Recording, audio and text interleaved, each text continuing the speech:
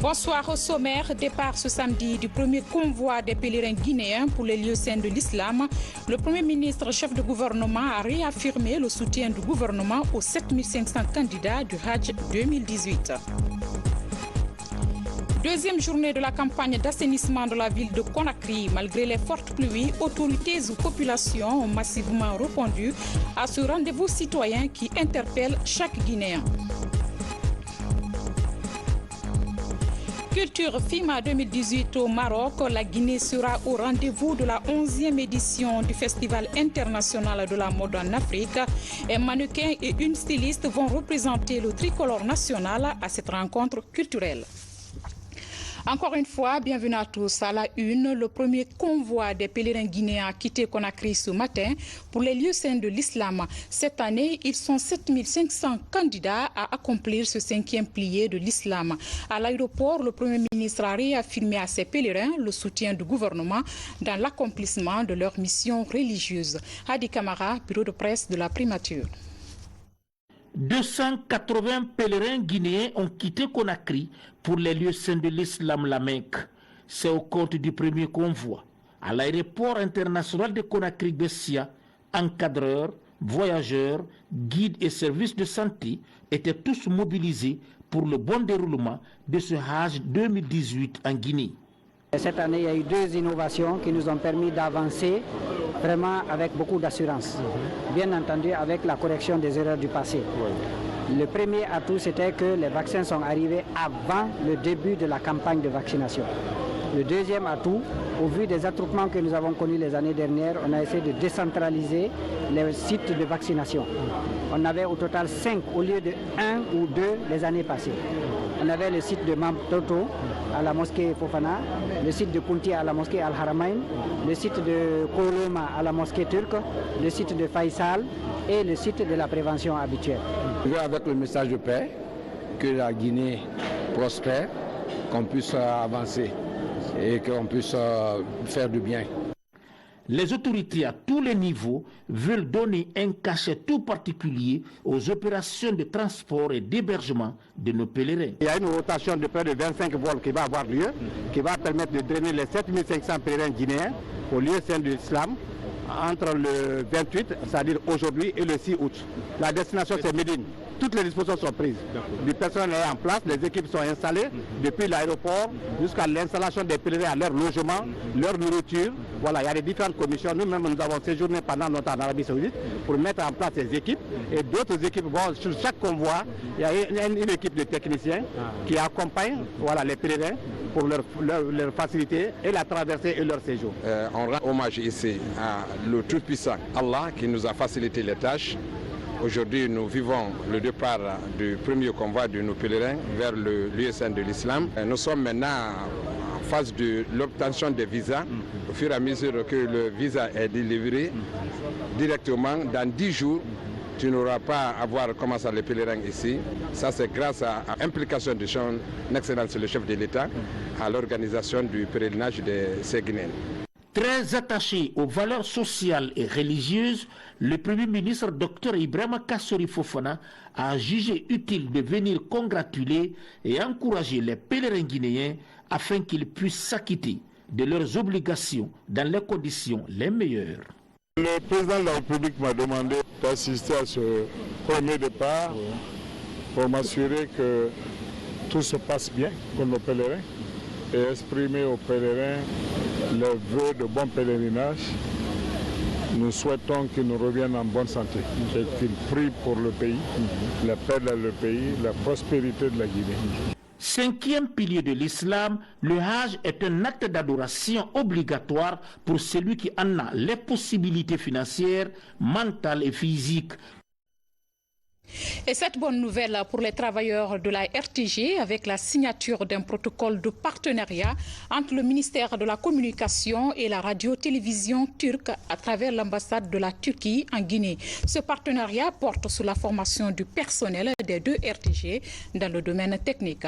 Le point avec Alcine Guissi. Cette signature consiste à créer un partenariat entre les deux États dans le domaine de l'information. La Turquie compte appuyer la RTG dans le domaine technique et de la formation des personnels.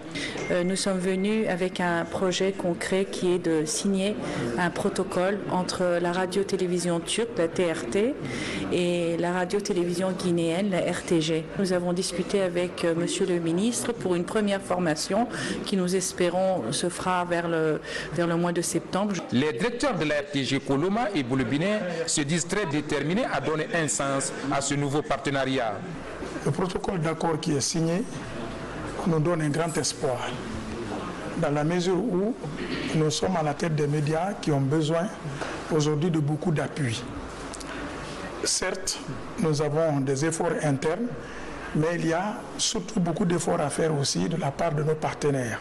Il s'agit d'un signe de renouveau qui consacre en fait la première partie d'un engagement des deux côtés, puisqu'en fait c'est parti de l'initiative du ministre de l'Information et de la Communication d'aller vers beaucoup de nos partenaires pour pouvoir renforcer les capacités de nos structures.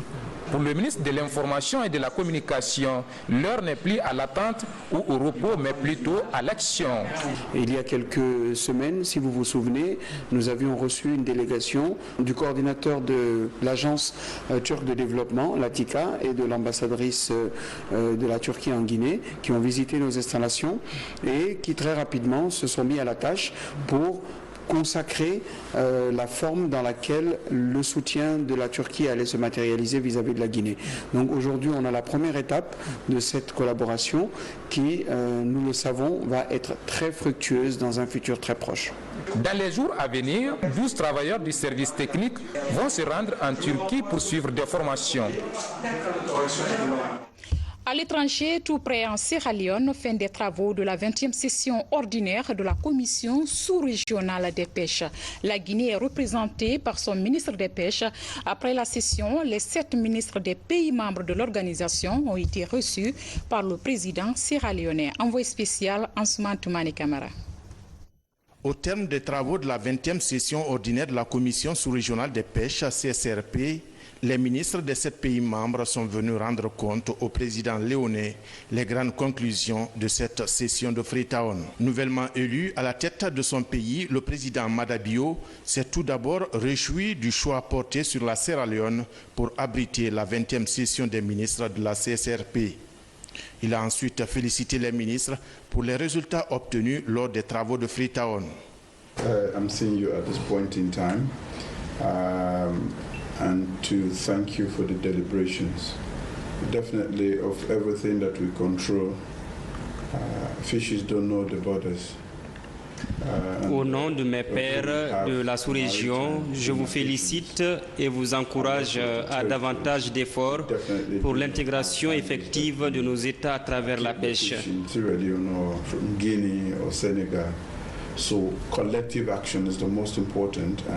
Le secteur de la pêche est très capital pour l'économie de nos pays et pour la sécurité alimentaire. Il faut renforcer la coordination de nos actions pour une gestion durable de nos ressources de mer. Au cours de cette audience, le ministre guinéen des Pêches, de l'Aquaculture et de l'Économie maritime a surtout apprécié la convergence d'idées entre le président Madabio de la Sierra Leone et son frère, professeur Alpha Condé de Guinée. On est ressorti vraiment réconforté par la position de monsieur le président de la République de Sierra Leone. Nous sommes en train d'uniformiser un peu nos méthodes. Nous sommes en train de mettre les instruments qu'il faut au niveau de la sous-région. Il a été question de ça avec monsieur le président de la République. Il a les mêmes préoccupations que les autres chefs d'État. Comment faire en sorte qu'on ait une pêche durable, qu'on puisse préserver nos ressources halieutiques. Il faut penser à l'avenir. Qu'est-ce que nous allons laisser aux générations à venir?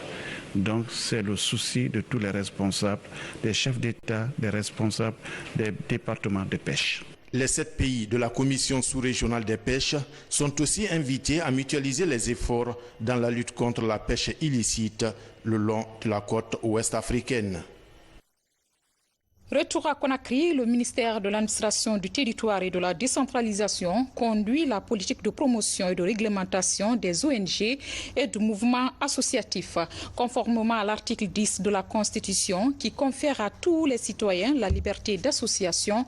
Un large principe de soutien et de reconnaissance des initiatives individuelles et collectives a été développé, faisant des ONG, mouvements associatifs et leurs collectifs des acteurs de la mise en œuvre de la nouvelle forme de la coopération décentralisée.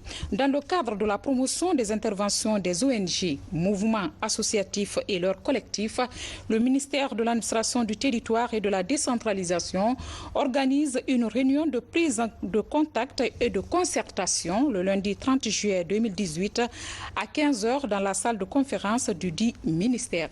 À cette occasion, tous les responsables des collectifs et plateformes d'associations et d'ONG y sont cordialement conviés, munis d'une copie de leur agrément. Le présent communiqué tient lieu d'invitation de Monsieur le ministre. Conakry, 28 juillet 2018, le ministre de l'administration du territoire et de la décentralisation, général Bourema Kondé.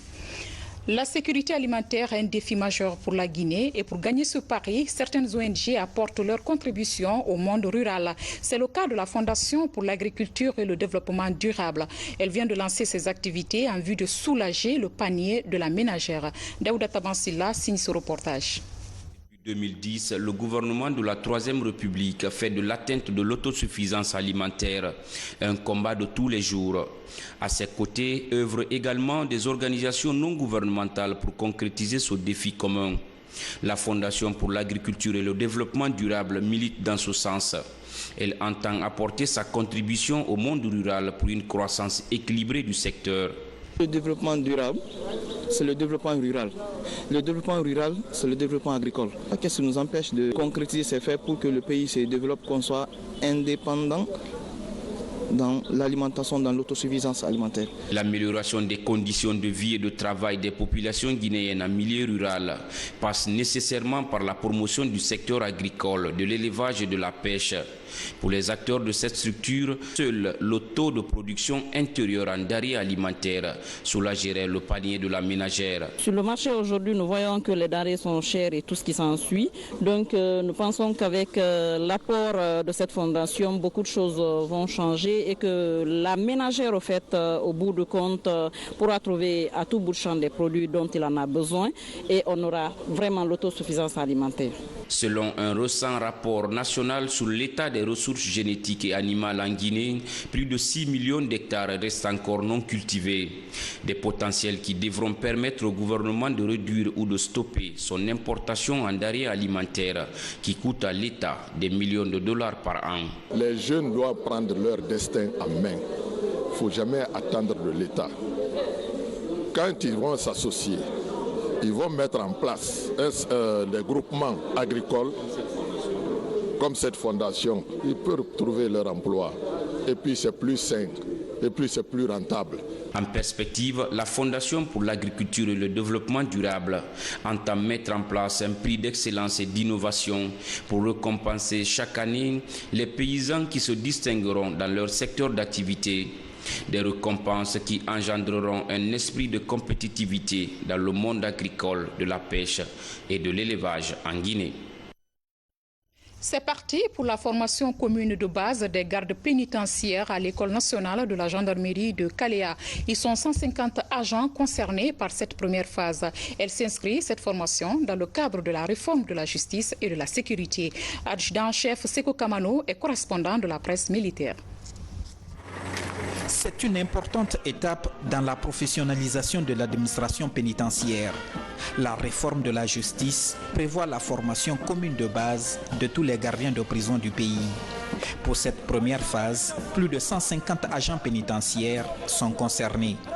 Après un examen d'aptitude, ces gestionnaires de prison entament une formation de 6 mois à l'École nationale de la gendarmerie de Kaléa. Cette promotion, au nombre de 152 soldats, dont 26 personnels féminins, sera confrontée aux rudiments de la formation qui définissent les premières notions de l'enseignement militaire.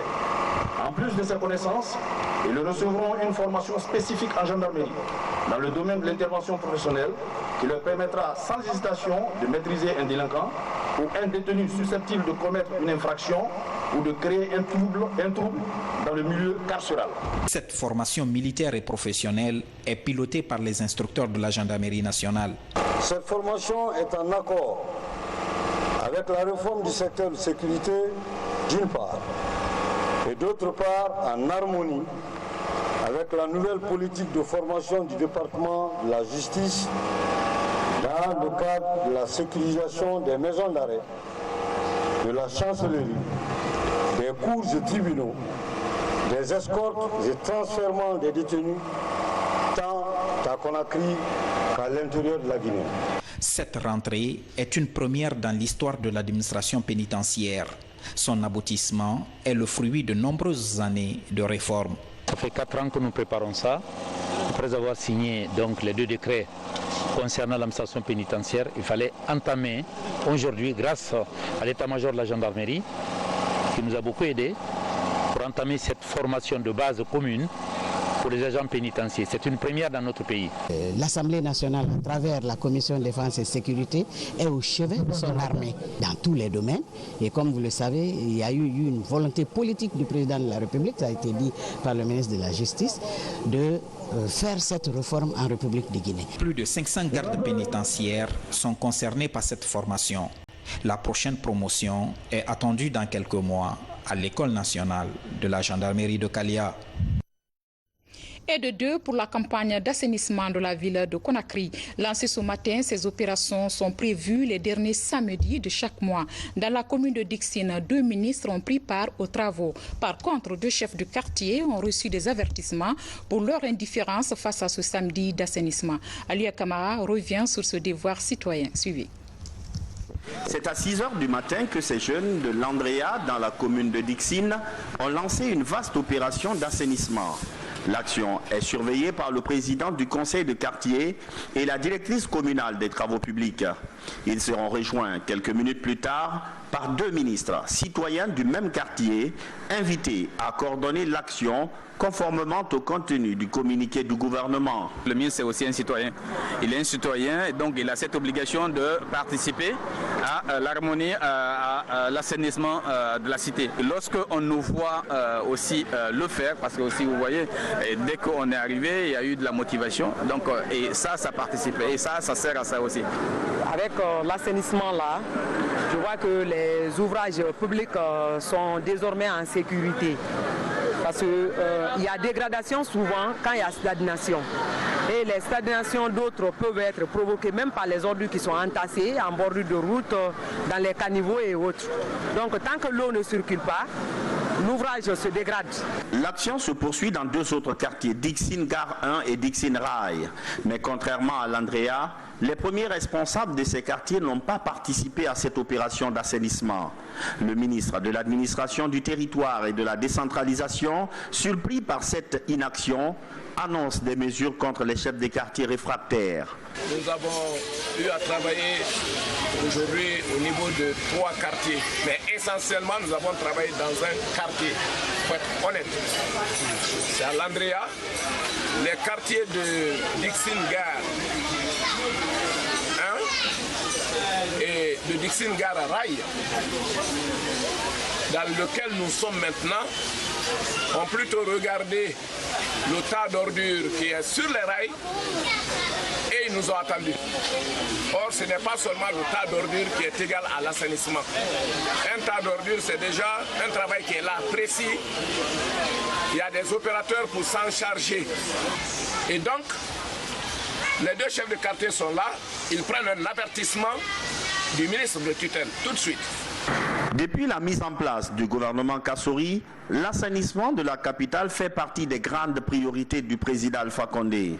Une commission interministérielle est mise en place pour trouver des solutions urgentes, au nombre desquelles l'organisation de journées d'assainissement les derniers samedis de tous les mois. Malgré les fortes pluies de la matinée, les populations ont massivement répondu à l'appel du gouvernement pour cette campagne d'assainissement. De Kenya à Nongo en passant par Bonfi, les citoyens sont sortis pour nettoyer leur entourage. C'est la 2e journée de ce coup de balai lancé par les autorités du pays. Moursidibé, compte rendu.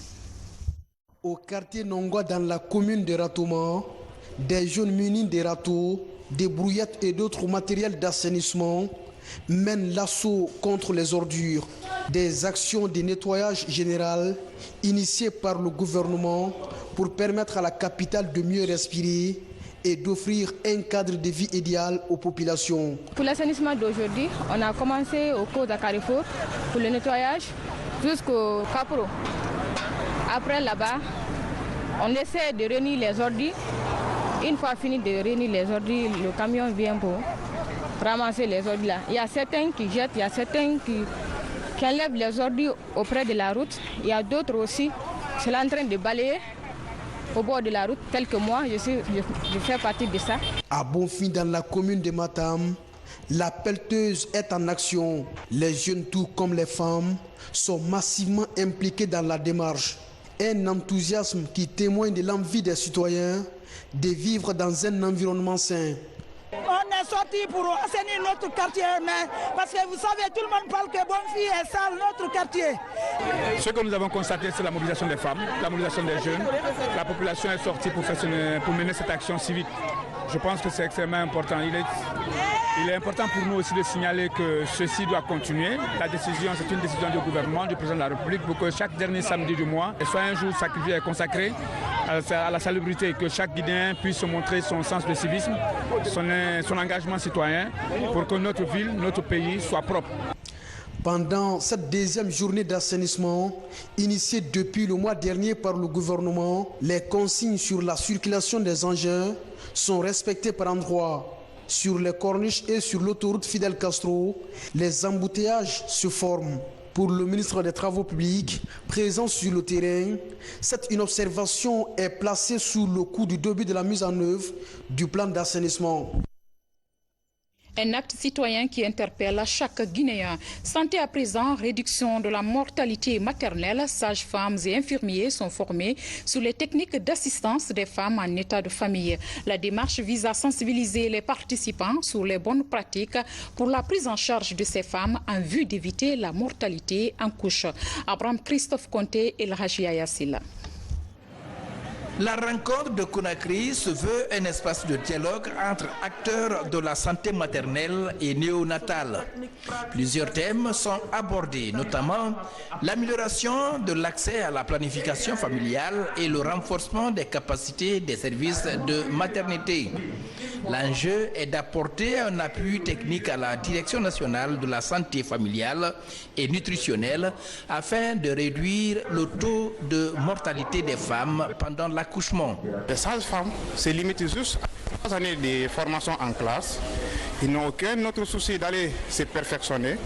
Donc l'occasion est pour nous aujourd'hui de leur dire que leur rôle ne se limite pas seulement à diriger les accouchements dans les différentes structures. Ils ont un grand atout d'aller se faire former et venir appliquer cette formation dans les différentes structures dans le but de leur perfectionnement. Cette rencontre de 3 jours est initiée par l'ONG Cœur Uni pour l'enfance difficile et des femmes enceintes avec un appui de l'Organisation mondiale de la santé OMS. Elle a regroupé l'ensemble des sages-femmes et infirmiers pouvant influencer la mise en place de la stratégie de lutte pour améliorer la santé maternelle. De nombreuses recommandations ont été formulées en vue de favoriser une proactivité au sein du système sanitaire. Au cours de la formation, j'ai reçu beaucoup de choses que je ne savais pas auparavant et que je les faisais dès après la formation là. Je peux bien suivre la femme au cours de la grossesse, pendant l'accouchement et au postpartum, que j'ai eu des formations que je peux le faire maintenant. Vu qu'on a fait une première activité en donnant des matériels au centre de santé de Matoto, il ne s'agit pas juste de donner, on a pensé qu'il ne s'agit pas juste de donner, mais il faut suivre, il faut les faire savoir comment, quand et où est-ce qu'il faut les utiliser. Aujourd'hui, la lutte contre le taux élevé de la mortalité maternelle et infantile est l'une des préoccupations majeures du gouvernement guinéen. Pour accompagner l'État guinéen, l'ONG Cœur Uni pour l'enfance difficile crée un espace de débat et d'échange d'idées entre les experts et les acteurs de la santé maternelle.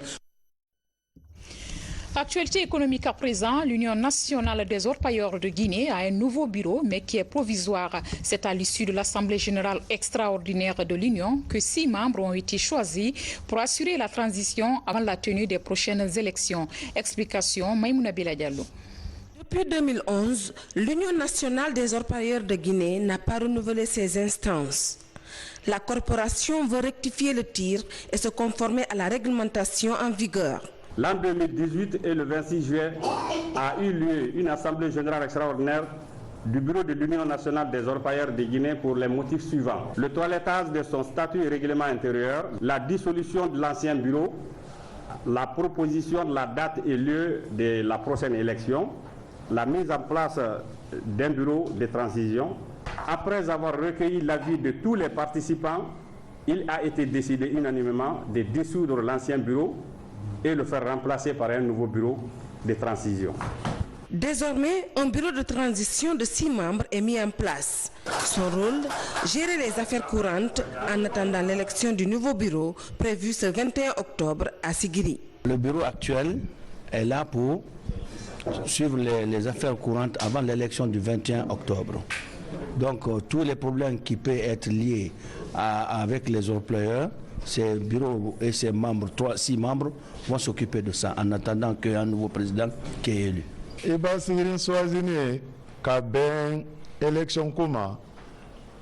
Le choix de Sigiri, c'est la décision de l'ensemble des membres. Quand tu parles d'or aujourd'hui en Guinée, on sait que Sigiri est la zone aurifère. Et quand tu veux prendre une décision, si c'est à Sigiri, tout le monde a confiance en cette décision.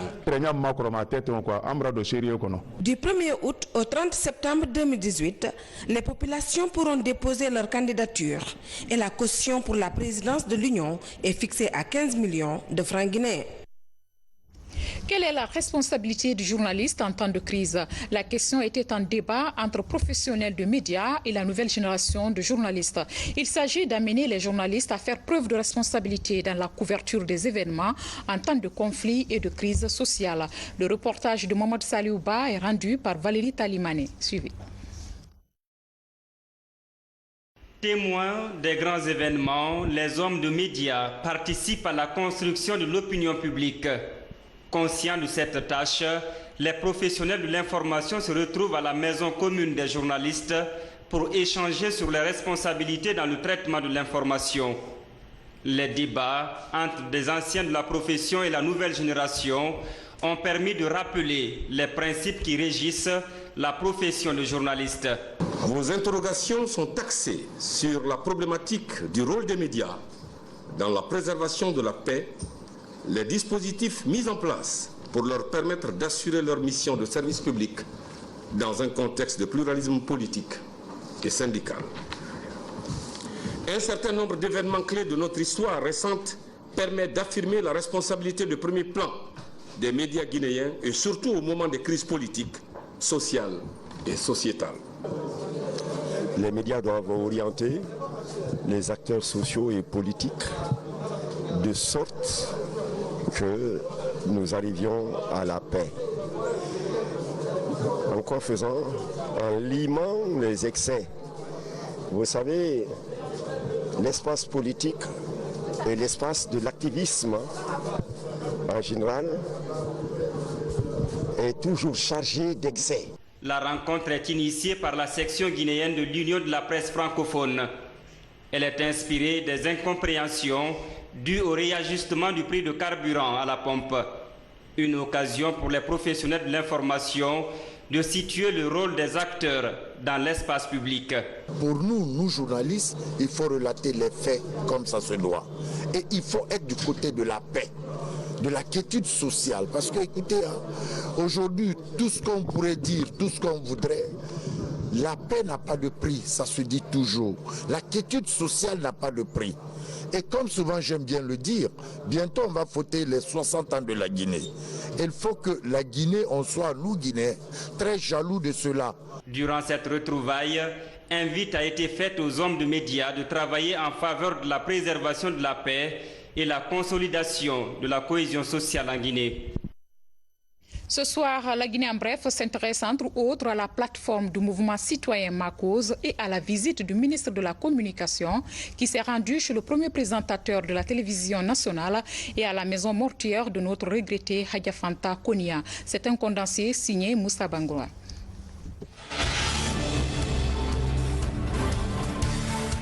Devant la presse, cet après-midi, la plateforme nationale du mouvement citoyen Ma Cause demande à toutes les composantes de la vie sociale de suspendre toute manifestation tendant à freiner les activités socio-économiques du pays.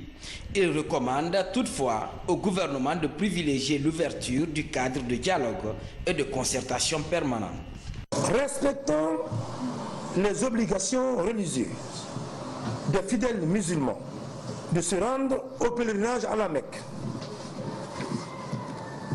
la société civile guinéenne, fidèle à sa mission de veille, d'alerte, d'interpellation, d'interface et de proposition, invite les acteurs sociaux et le gouvernement à privilégier le dialogue pour sortir heureuse de la crise.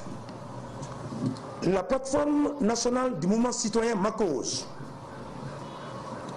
demande à toutes les composantes de la vie nationale 1. De suspendre toute manifestation tendant à freiner les activités dans le pays, les activités socio-économiques dans le pays. La plateforme nationale du mouvement citoyen Ma Cause lance un appel au gouvernement de renforcer le transport urbain et interurbain pour faciliter la mobilité des citoyens sur toute l'étendue du territoire national. La vision Conakry 2040 du professeur Alpha Condé. C'est le thème de cette formation qui vient d'être lancée à Conakry. Elle est organisée par le mouvement national des jeunes de Guinée en synergie avec l'Institut technique immobilier. Cette formation sur la technique d'expertise immobilière permettra aux jeunes du parti RPG Arc-en-Ciel de soutenir le président de la République sur le programme de l'habitat social. Nous sommes confrontés à des difficultés. Premièrement, l'occupation anarchique des lieux publics par la population. Deuxièmement, la non-maîtrise du code foncier et aider à vulgariser ce code, mais également avoir une connaissance de base sur ce qu'on appelle immobilier. Parce qu'en Guinée, c'est un thème que les gens n'arrivent pas à comprendre. Pour tout Guinéen que tu demandes aujourd'hui, c'est toi, tu dois être un ingénieur ou un architecte pour que tu parles de l'immobilier. Toi, sociologue, toi, économiste, dès que tu parles de l'immobilier, on te dira que mais qu'est-ce que tu connais de là? Mais c'est un domaine vaste, c'est complexe, c'est pour tout le monde. Donc pour renforcer les capacités de la jeunesse, pour permettre à ces diplômés sans emploi d'avoir une connaissance, voilà pourquoi nous sommes allés vers cet institut-là, pour nous accompagner dans notre projet de formation. Les représentants des 21 sections RPG Arc-en-Ciel poursuivent leur mission à Conakry. La délégation s'est rendue à l'Assemblée nationale. Ces émissaires étaient porteurs de messages au président Claude Kori-Kondiano. Une occasion mise à profit par le président de l'Assemblée nationale de leur faire connaître le rôle de l'Assemblée nationale.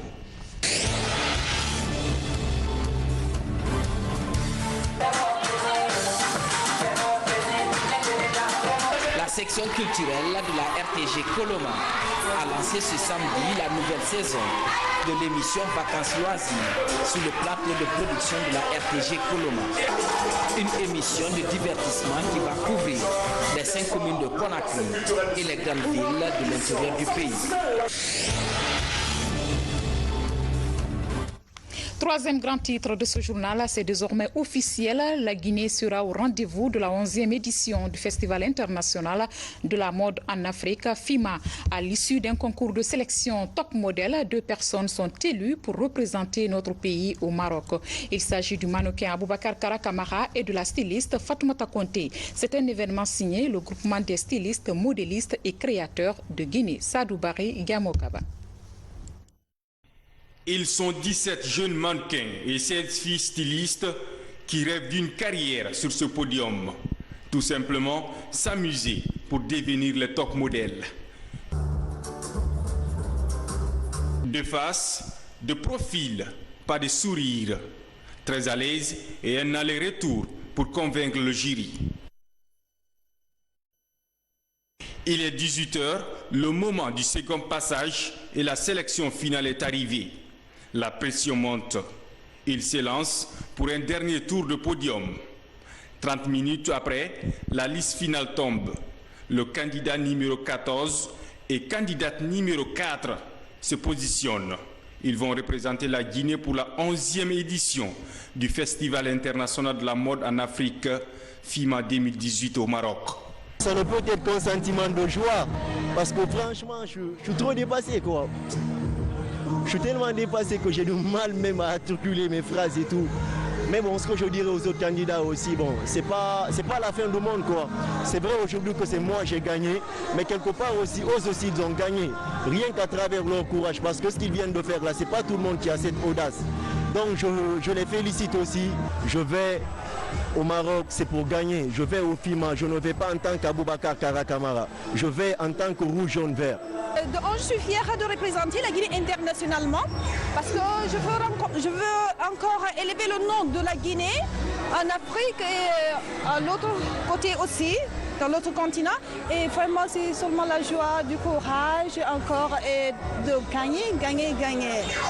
La participation à ces concours a permis à chaque candidat et candidate de faire découvrir sa motivation et sa personnalité pour défendre les couleurs de la Guinée à l'international. L'âge, la taille, la beauté physique et le regard ont été les atouts indispensables de cette sélection. Le critère du choix, c'était d'abord la taille. Il fallait avoir 1m80, 1m75 pour les filles et 1m80 pour les garçons. Et avoir la taille, c'est-à-dire c'était vraiment du professionnalisme parce qu'ils vont aller faire un concours, ils vont aller faire un défilé international. Donc on ne peut pas choisir par affinité ou parce que c'était non. Il fallait choisir une personne qui peut représenter la Guinée et qui peut vraiment valablement représenter la Guinée. Du 21 au 24 octobre prochain, un vrai parcours du combattant les attend sur les dunes du Dakhla au Maroc pour l'ultime finale du FIMA, avec l'appui du groupement des stylistes, modélistes et créateurs de Guinée. Ces étoiles vont également projeter les lumières sur les talents made in Guinée et contribuer à leur rayonnement continental. Chance à nos candidats et mots de sport pour boucler cette édition. Les Jeux africains d'Alger ont pris fin. Notre pays, représenté dans 15 disciplines, a obtenu 2 médailles en bronze et un satisfecit en judo. Daoudaba est envoyé spécial. Ces 2 médailles de bronze ont été arrachées par le Kung Fu Wushu et la boxe. Le judo a obtenu des diplômes de stage. Les athlètes guinéens ont trouvé des conditions idéales pour faire étalage de tous leurs talents. Malheureusement pour certaines disciplines sportives, le manque de compétences et de matériel professionnel fait défaut. Sur les 15 disciplines choisies par le Comité national olympique, 2 seulement se sont illustrées. Cela s'explique du fait que le choix de certaines disciplines ne relève pas des fédérations nationales sportives. Je sais qu'après le compte-rendu de cette mission, ils vont prendre des mesures drastiques pour que le sport guinéen aille de l'avant. Ils ont déjà commencé. On va tirer les leçons des Jeux africains et par conséquent, on mettra tout en œuvre pour ne pas que les failles qui ont existé à ces Jeux se répètent aux Jeux olympiques de Buenos Aires. La Guinée vient de remporter 2 médailles au niveau des sports de combat. Il n'y a pas de victoire sans fausse note, malgré qu'on a les 2 médailles. On a eu 2 médailles, il y a beaucoup de choses à régler à l'interne. Certains athlètes guinéens ont été éliminés à cause de leur âge et d'autres du retard accusé par la Guinée. Le judo guinéen a participé à un stage de haut niveau. Le ministère en charge des sports devrait tirer les leçons et prendre de grandes décisions pour redorer le blason de notre sport. J'ai mis tout mon effort parce que je travaille matin et soir déjà en Guinée. Pour venir ici aussi, je travaille matin et soir. Je fournis tout mon effort aussi pour avoir le médaille. La médaille, je la mérite aussi. Je la mérite. Mais je ne fallait même pas avoir cette médaille bronze là. Il fallait avoir la médaille d'or. 3e combat, j'ai été éliminé en demi-finale par l'Algérien. Ce n'est que les entraînements. Je dois augmenter mon niveau d'entraînement. Je vais anticiper pour m'attendre au championnat qui vient. Le gouvernement algérien a accordé 70 millions de dollars au comité d'organisation. L'ACNOA a donné 2 millions de dollars à l'Algérie au titre de soutien. Cette instance africaine a octroyé 500 000 dollars aux comités nationaux africains participant aux Jeux africains d'Alger. Un autre million de dollars sera accordé aux athlètes à travers leurs comités nationaux pour les Jeux olympiques de Tokyo 2020. Voilà qui met fin à cette édition. Merci à toute l'équipe technique du jour. Grand merci à vous également pour votre fidélité à la RTG Coloma. Passez un